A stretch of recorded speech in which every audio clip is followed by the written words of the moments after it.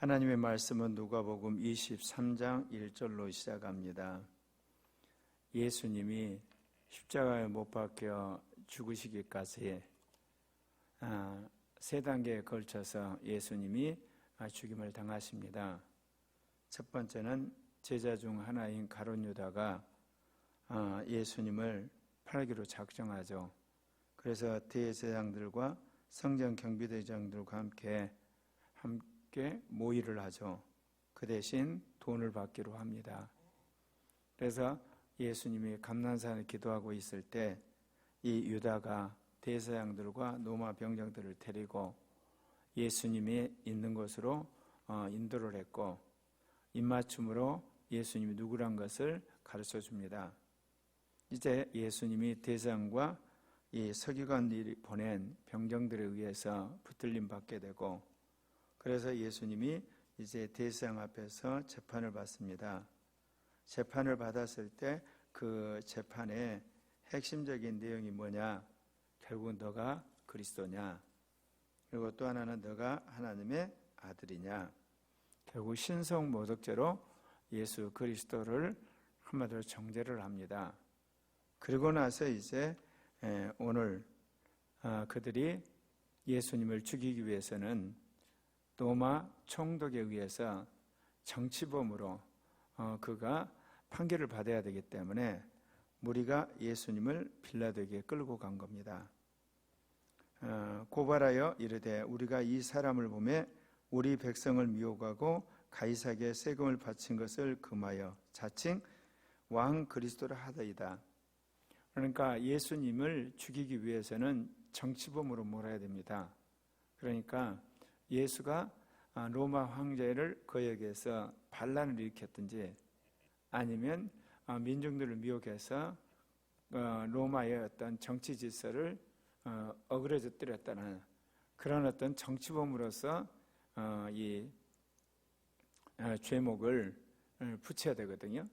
그러니까 그렇게 이제 빌라도 앞에 가서 한마디로 예수님을 그렇게 한마디로 거짓으로 그 혐의를 뒤집어 씌우는 거죠. 여기 보면 이런 이야기입니다. 우리 백성들을 미워해서 가이사에게 세금 바치는 금했습니다. 로마 황제가 이 나라를 다스리는 데서 아주 중요한 것 중에 하나가 이 세금을 걷어서 그것으로 자기 자신이 호의호식할 뿐만 아니라 귀족들에게 나눠주고 군대를 유지하지 않습니까? 그리고 관료들에게 월급을 줘야 되는 상황이기 때문에 이 가이사에게서는 세금을 걷는 일이 아주 중요하죠.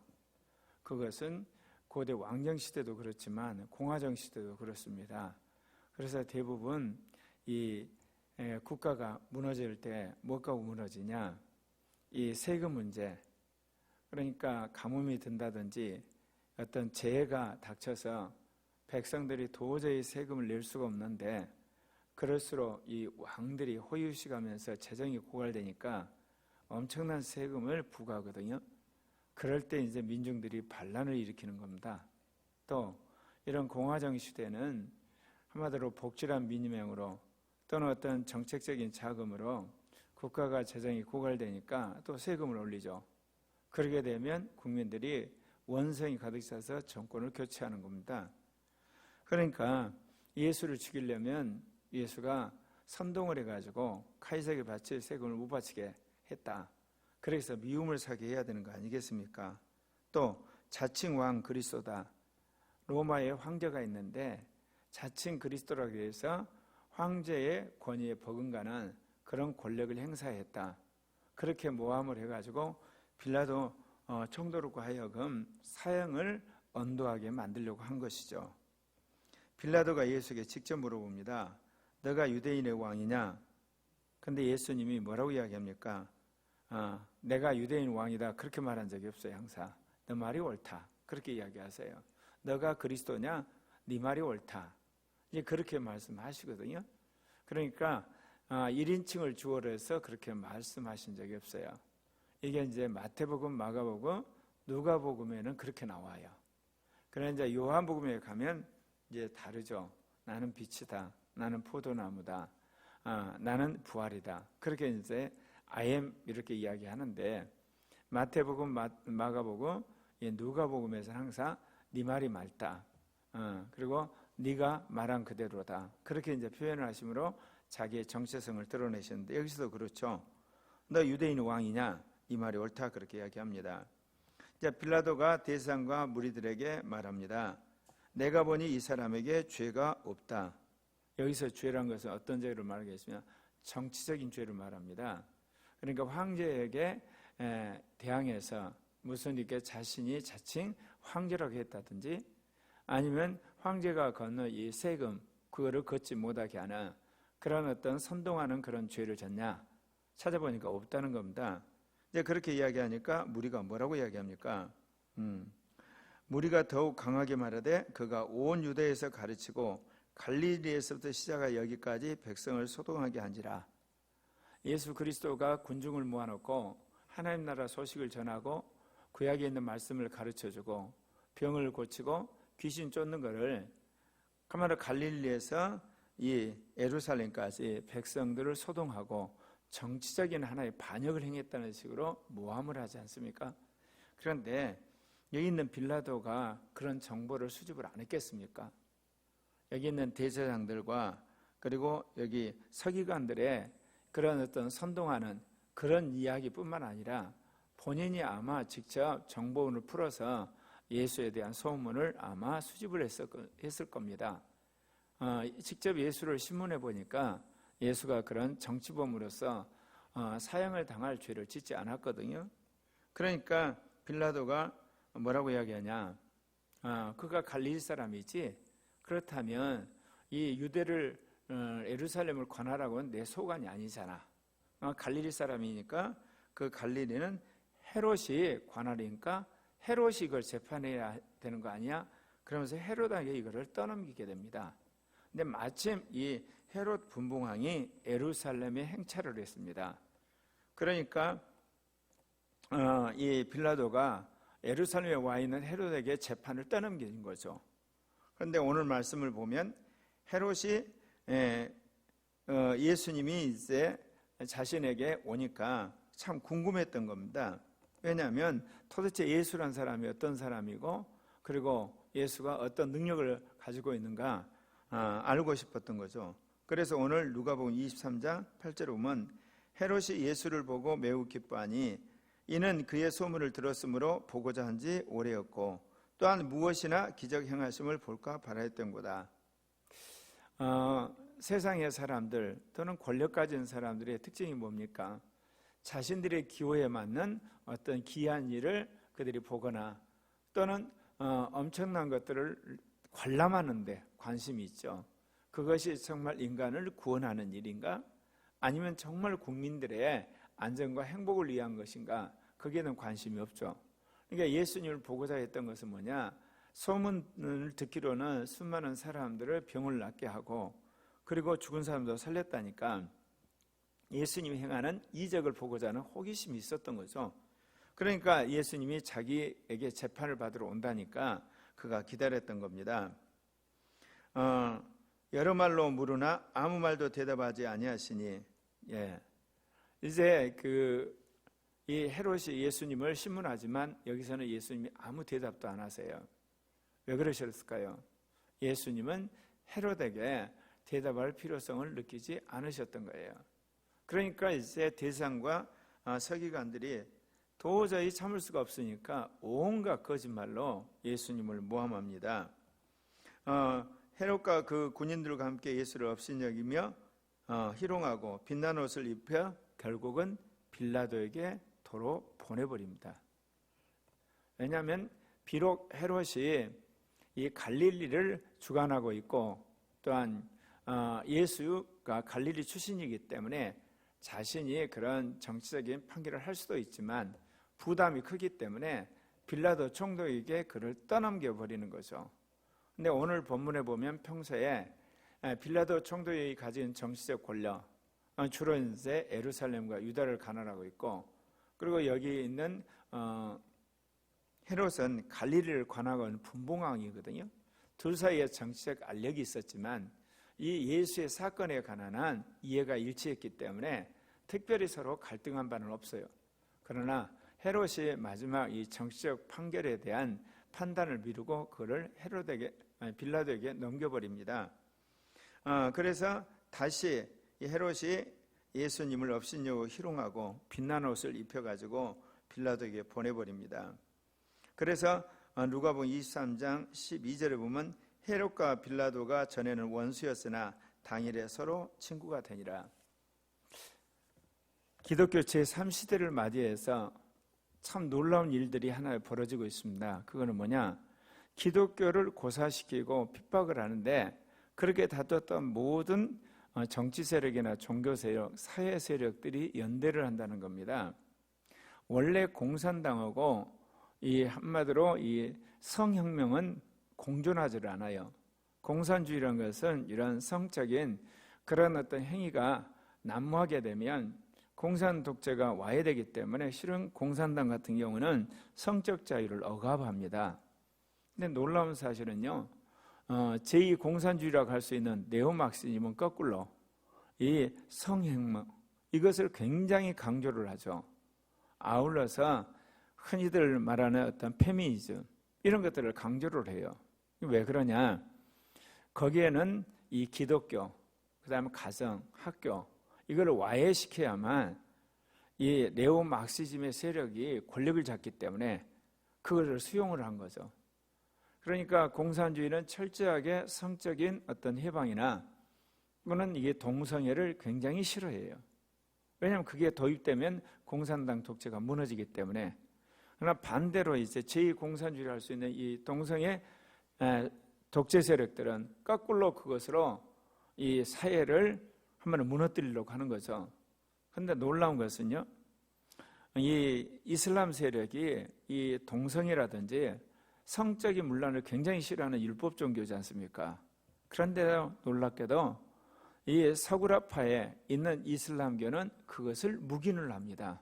왜 그러냐면 이것이 기독교를 파괴하는데 아주 강력한 무기로 생각하기 때문에 더더욱 이 소수자 인권이라는 개념 속에 소수 종교인 이슬람이 종교적 자유를 획득하기 때문에 소수자인 동성애자들이 인권을 획득하면 자기들도 소수 종교로서 권력을 획득하기 때문에 연대를 한다 그 이야기입니다.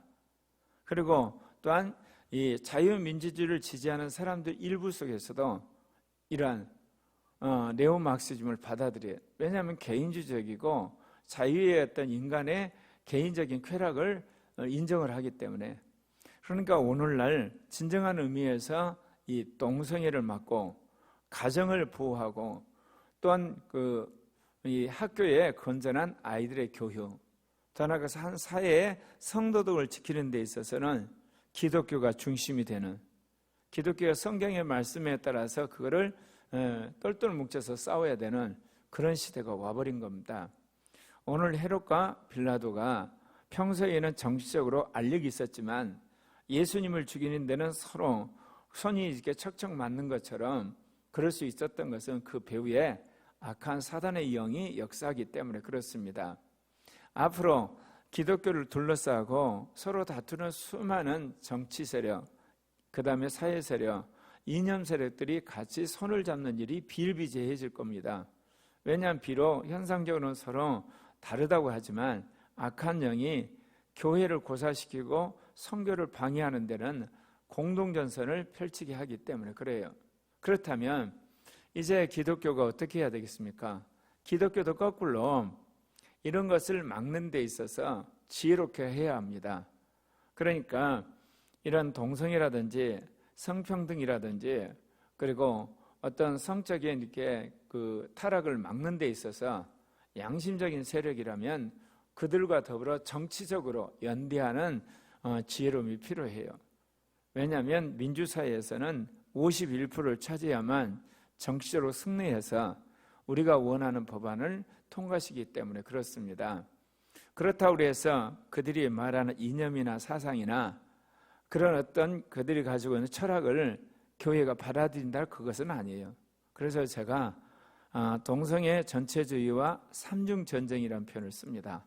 그거는 가장 밑바닥에는 종교적이고 양심적인 차원에서 우리가 싸우는 차원이 있고 사회적으로 여론을 환기하기 위해서 이 사회 여론과 그걸 싸우는 차원에 있어서 여러 시민단체와 연합을 해야 되고, 더 나아가서 이제 마지막 세 번째 전선은 정치적인 법적인 차원에서는 모든 어떤 우파 세력과 결적해서 함께 연대를 해서 우리가 원하는 양성평등에 관한 어떤 법, 또는 가정을 지키기 위한 법, 학교를 지키기 위한 법, 기독교 종교 자유를 위한 그 법을 통과시키는데 연대할 수 있어야 됩니다.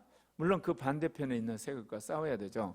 그래서 제가 종교적이고 이런 양심적인 전선, 그다음에 두 번째가 사회적이고 언론과의 싸움, 세 번째가 정치적 법적인 싸움, 그런 삼중적인 전쟁을 통해서 나름대로 우리가 다양하게, 그러면서도 단계에 맞게 싸워내야만 이 땅에서 종교 자유, 양심의 자유, 그리고 표현의 자유, 결사의 자유를 우리가 확보할 수 있고, 그러한 사회 정치적인 공간 안에서 우리가 세계 선교와 민족 선교를 완수할 수가 있기 때문에 그렇습니다.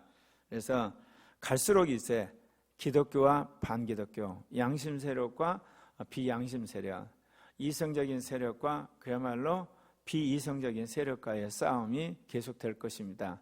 그럴 때 우리가 삼중적인 동심을 가지고 동심을 그리면서 종교적인 목회적 차원에서 가장 중심은, 그리고 사회적인 언론 차원에서 한마디로 우리 호응성을 만드는 그런 동심은, 마지막에는 정치적으로 법적으로 같이 연대해서 한마디로 우리가 원하는 법을 통과시켜야 되는 그런 삼중전쟁에서 승리하는 우리가 되어야 될 것입니다.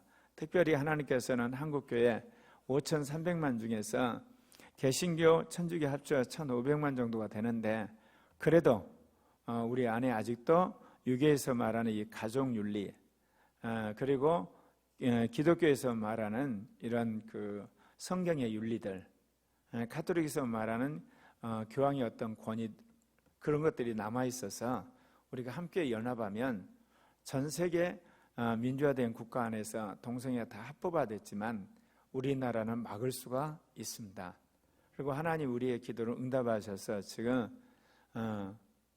4.15 총선 이후에 딱 1년 만에 완전히 하나님께서 정치적 지형을 바꿔버려가지고 야권이 보선에 승리하고 대선까지 승리할 수 있는 그런 분위기를 만드신 걸로 봅니다. 이것은 하나님의 종들과 교회가 기도한 응답이라고 저는 생각합니다. 이제 한국이 어떻게든지 이 동성애 전체주를 이기고, 더 나아가서 이 사회주의 연방제도 이기고, 또 반기독교인 세력도 분쇄하고 영적으로 다시 쇄신해서 민족의 복음화는 물론이고 아시아 선교, 세계교회를 갱신하는 영적으로 정말 새로워지고 부흥하는 그런 교회가 되었으면 합니다. 사단도 반기독교적인 연합전선을 펼치는 것처럼 기독교도 이제 양심적인, 그리고 또한 윤리적인, 그리고 자유민주적인 가치를 수호하기 위한 연합전선을 펼쳐서 우리가 한편에서는 정치투쟁을, 또 한편에서는 성경의 말씀을 전하는 종들과 교회가 돼야 될 줄 믿습니다. 이 고난주간에 우리가 한편에서는 정말 그리스도의 죽음을 묵상하면서, 또 한편에서는 사단의 괴계를 꿰뚫어보고 치열하게 싸우는 그런 그리스도인과 교회가 돼야 될 줄 믿습니다. 기도하십시다.